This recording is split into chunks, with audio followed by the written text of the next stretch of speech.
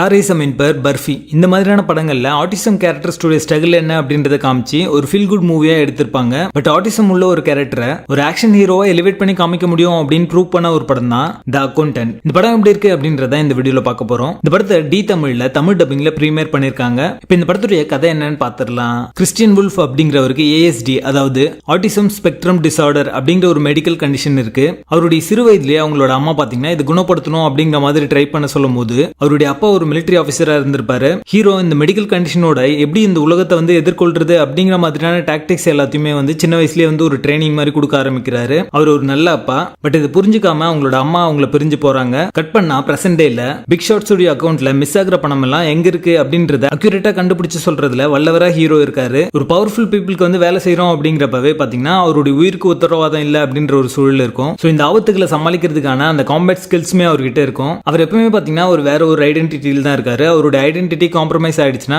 வேற ஊரு வேற ஒரு இடம் வேற ஒரு பேர் அப்படிங்கிற மாதிரி மாத்திட்டு போயிட்டே இருப்பாரு. லிவிங் ரோபோட்டிக்ஸ் அப்படிங்கிற கம்பெனி பப்ளிக்கா லிஸ்ட் பண்ண போறாங்க. அதாவது ஸ்டாக் மார்க்கெட்ல அந்த கம்பெனி லிஸ்ட் ஆக போகுது. இந்த சூழல்ல அதுல மிஸ் ஆகிற ஃபண்ட்ஸ் எல்லாமே என்ன ஆச்சு, அது எப்படி மிஸ் ஆச்சு அப்படின்றத கண்டுபிடிக்கிறதுக்காக கிறிஸ்டியன் வுல்ஃபை ஹையர் பண்றாங்க.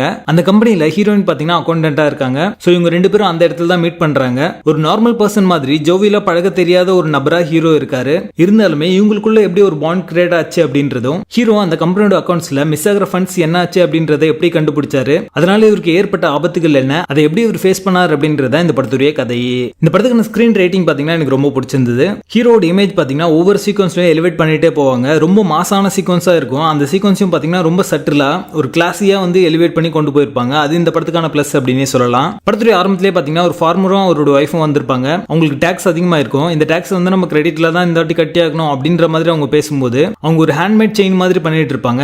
அது அந்த ஸ்பாட்லயே பாத்தீங்கன்னா ஒரு பிசினஸா மாத்தி அதுல டாக்ஸ் வந்து சேவ் பண்ணி கொடுப்பாரு. அந்த சீக்வன்ஸ்ல பாத்தீங்கன்னா ஹீரோ மேல ஒரு இம்ப்ரெசிவான ஒரு இமேஜ் கிரியேட் ஆகும். அந்த இமேஜ் பாத்தீங்கன்னா அடுத்தடுத்த சீக்வன்ஸ்ல எலிவேட் ஆயிட்டே போகும். ஹீரோ பாத்தீங்கன்னா ஒரு மேத் ஜீனியஸா இருப்பாரு. ஒரு ஹை வான்டேஜ் பாயிண்ட்ல ரொம்ப தூரத்துல இருந்து அக்யூரேட்டா சுடக்கூடிய ஒரு நபராவே இவர் இருப்பாரு. சோ ஹீரோட கேரக்டர் ஒரு இன்ட்ரெஸ்டிங் கேரக்டர் அப்படின்னு தான் சொல்லுவேன். பென் அஃப்லிக் பாத்தீங்கன்னா இந்த கேரக்டர் ரொம்ப நல்லாவே நடிச்சிருக்காரு. ஆப்டா சூட் ஆகுறாரு அப்படின்னு தான் சொல்லுவேன். நிறைய சீக்வன்ஸ் அவரோட சட்டிலான பெர்ஃபார்மன்ஸ் மூலமா ரொம்ப நல்லாவே எலிவேட் பண்ணி காமிச்சிருக்காரு. ஆனா கண்ட்ரிக்கோட ஸ்கிரீன் பிரசன்ஸ் இந்த படத்துக்கான பிளஸ்ஸாவே அமைஞ்சிருக்கு. ஜஸ்ட் லைக் தட் வந்து போற ஹீரோயின் மாதிரி இல்லாம அவங்களோட பாண்டிங் சீக்வன்ஸ் எல்லாமே ஒரு ரியலிஸ்டிக்கா இருந்துச்சு அப்படின்னே சொல்லலாம். ஹீரோயின் ஒரு வருஷமா கண்டுபிடிச்ச ஒரு விஷயத்த ஹீரோ பாத்தீங்கன்னா ஓவர் நைட்ல கிராக் பண்ற அந்த விஷயங்கள் எல்லாமே ரொம்ப நல்லாவே இருக்கும். இந்த படத்துல ஹிட்மேனுக்குன்னு ஒரு சைட் ட்ராக் வந்து போயிட்டே இருக்கும். அந்த சைட் ட்ராக் போயிட்டே இருக்கும்போது இந்த ரெண்டு கேரக்டர்ஸ் எப்ப மீட் பண்ண போறாங்க அப்படிங்கிற ஒரு கியூரியாசிட்டி வந்துட்டே இருக்கும். அவங்க மீட் பண்ற இடத்துல பாத்தீங்கன்னா ஒரு ட்விஸ்ட் வச்சு முடிச்சிருப்பாங்க. அது ரொம்ப நல்லாவே ஒர்க் அவுட் ஆச்சு அப்படின்னே சொல்லலாம். Police officer JK. Siemens, Scindia இந்த ரெண்டு கேரக்டருக்கும் பாத்தீங்கன்னா ஒரு பேக் ஸ்டோரி வச்சு சொல்லிருப்பாங்க. இந்த படத்துல மெயின் கேரக்டர்ஸ் எல்லாருக்குமே பாத்தீங்கன்னா ஒரு ப்ராப்பரான ஒரு கேரக்டர் ஆர்க் அண்ட் டெவலப்மெண்ட் இருக்கும். அவங்களோட பேக் ஸ்டோரியுமே நல்லாவே சொல்லிருப்பாங்க. இந்த படத்துக்கு தேவையில்லாத கேரக்டர்ஸோ சீக்வன்ஸோ எதுவுமே இந்த படத்துல இருக்காது. ஒரு வெல் ரிட்டன் ஸ்கிரிப்ட் அப்படின்னே சொல்லலாம். படத்துடைய பேசிங் நல்லா இருக்கும். பெருசா டல் மூமெண்ட் எதுவுமே இருக்காது. இந்த படம் ஒரு அவுட் அண்ட் அவுட் ஆக்ஷன் படமா இருக்கும் அப்படின்னு நினைச்சு பாத்தீங்கன்னா இந்த படம் டிசப்பாயிண்டிங்கா இருக்கும். இது ஒரு ஸ்டோரி ஓரியன்டட் மூவி. ஒரு கதையை ஆரம்பிச்சு ரொம்ப நல்லாவே முடிச்சிருக்காங்க. அந்த மாதிரியான ஒரு படமா தான் இந்த படம் இருக்கும். படம் பார்த்து முடிச்சதுக்கு அப்புறமா ஒரு நல்ல படம் பார்த்து ஒரு திருப்தியை கண்டிப்பா இந்த படம் தரும். 2014 வெளியான சிறந்த படங்கள்ல இந்த படமும் ஒண்ணு. இது ஒரு டாப் சினிமா. மிஸ் பண்ணாம பாருங்க. முக்கியமான விஷயம் என்னன்னா அடல்ட் கண்டென்ட்டே இல்ல. நீங்க ஃபேமிலியோட பார்க்கலாம். தி அக்கவுண்டன்ட் படத்துக்கு எங்களோட ரேட்டிங் 7 out of 10.